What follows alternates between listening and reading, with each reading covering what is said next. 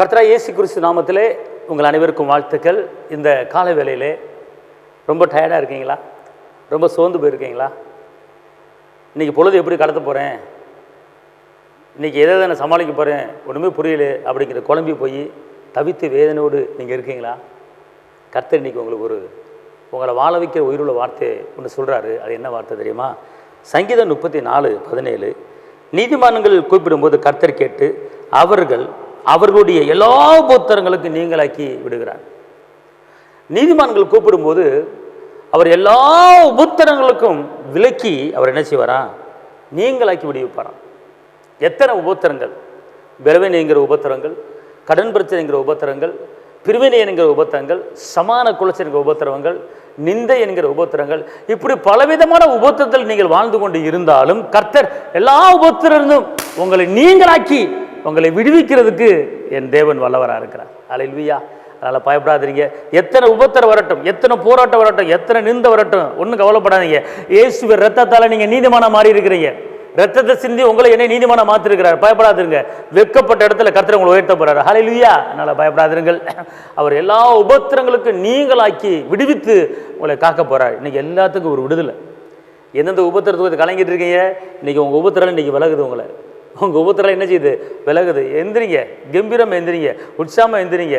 அப்படியே நல்ல தேவனை மகிமைப்படுத்துங்க, நல்லா ஆடுங்க, நல்லா துதிங்க, கர்த்தரை மகிமைப்படுத்துங்க. உங்கள் உபத்திரம் ஆட்டோமேட்டிக்காக மாறுது. அல்லேலூயா. துதித்து பாருங்கள், அவரை மகிமைப்படுத்தி பாருங்கள். இங்கே இருங்களேன், யூதன் என்றுமில்லை, கிரேக்கர் என்றுமில்லை, அவரை ஆராதிக்கிற, அவரை தொழுது கொள்கிற யாவருக்கும் என் தகப்பன் இயேசுவானவர் ஐஸ்வர்ய சம்பன்னராக இருக்கிறார். அதுக்கு தான் அவரை துதிக்கணும், அதுக்கு தான் அவரை ஆராதிக்கணும். நீங்கள் துதிப்பாட்டை பாடி பாருங்களேன், ஆராதனை பாட்டை பாடி பாருங்கள், உங்களுக்கு ஐஸ்வர்ய சம்பன்னராக என் தகப்பன் இயேசு மாறிடுவாருங்க. ஏன் கலங்குறீங்க? ஏன் வேதனைப்படுறீங்க? ஏன் நெருக்கப்படுறீங்க? நாளைக்கு எப்படி சமாளிப்பேன், நாளைக்கு இந்த பிரச்சனை எப்படி சமாளிப்பேன்? கலங்காதீங்க. மழை போல பிரச்சனை வந்தாலும் பனி போல உருவ வைக்கிற கர்த்தர் உங்களோடு இருக்காருங்க. வானத்தை பூமி உண்டாக்குன கர்த்தர் உங்களோடு இருக்கிறாரு. சரிம்மா உங்களுக்கு? நீங்கள் தனி ஆள் கிடையாதுங்க. அவர் பயங்கரமான பராக்கிரமசாலி உங்களோட இருக்கிறார். எரேமியா 20 சொல்லப்பட்டிருக்கு, 10-11 அவர் பயங்கரமான பராக்கிரமசாலி உங்களோட இருக்கிறார். அல்லேலூயா. கர்த்தரோ பயங்கரமான பராக்கிரமசாலி என்னோடு இருக்கிறார். ஆகையால் துன்பப்படுத்துவர்கள் மேற்கொள்ளும் இடறுவார்கள், தங்கள் காரியம் வாய்க்காதபடியால் மிகவும் வெட்கப்பட்டு போவார்கள்.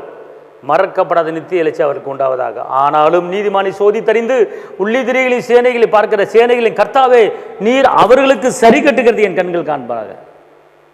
அப்புறம் இப்படி கிருபையை கர்த்தர் உங்களுக்கு கொடுத்துருக்கிறார். தைரியமாக இருங்க.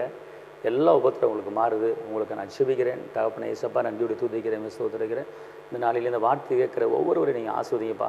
எத்தனை உபத்திரங்கள், எத்தனை வேதனைகள், எத்தனை கஷ்டங்கள், எத்தனை நெருக்கங்கள், எல்லாவற்றையும் சமாளித்து உங்களுடைய பிள்ளைகள் ஓடிக்கொண்டிருக்கிறாங்க. அந்த பிரச்சனையை தாண்டுவதற்கு மான்காலை கொடுத்துருக்கீங்க. உங்களுக்கு நன்றியப்பா.